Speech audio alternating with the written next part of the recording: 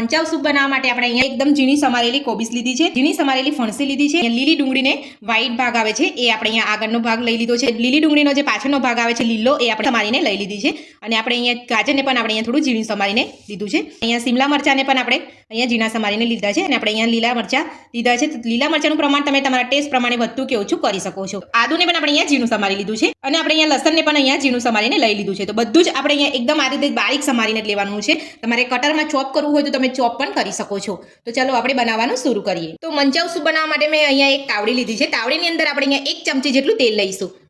સૂપની અંદર અહીંયા તેલનો ઉપયોગ વધારે નથી થતો, એટલે આપણે અહીંયા 1 જ ચમચી આપણે તેલ લેવાનું છે.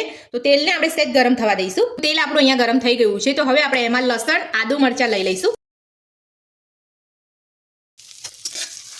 તો આદુ, મરચાં, લસણને આપણે અહીંયા ફ્રાય કરી લેવાનું છે પહેલા. તો આદુ, લસણ, મરચાં અહીંયા થોડા સતળાઈ જાય ત્યારબાદ આપણે એમાં લીલી ડુંગળી ઉમેરીશું. હવે આપણે એમાં લીલી ડુંગળી ઉમેરીશું. ત્યારબાદ આપણે એમાં ગાજર અને બધું જ આપણે ઉમેરી દઈશું. જે આપણે લીલી ડુંગળીનો જે આગળનો ભાગ છે લીલો એ જ આપણે અહીંયા છેલ્લા ઉમેરવાનો છે. બાકી આપણે અહીંયા બધું જ સાતળી લેવાનું છે. અને આપણે સૂપ બનાવવા માટે આપણે અહીંયા એકદમ પૂરેપૂરું આપણે નથી સાતળવાનું, ક્રન્ચી એવો સ્વાદ આપણે અહીંયા રાખવાનો છે. એટલે આપણે અહીંયા થોડું અધકચરું જ આપણે સાતળવાનું છે.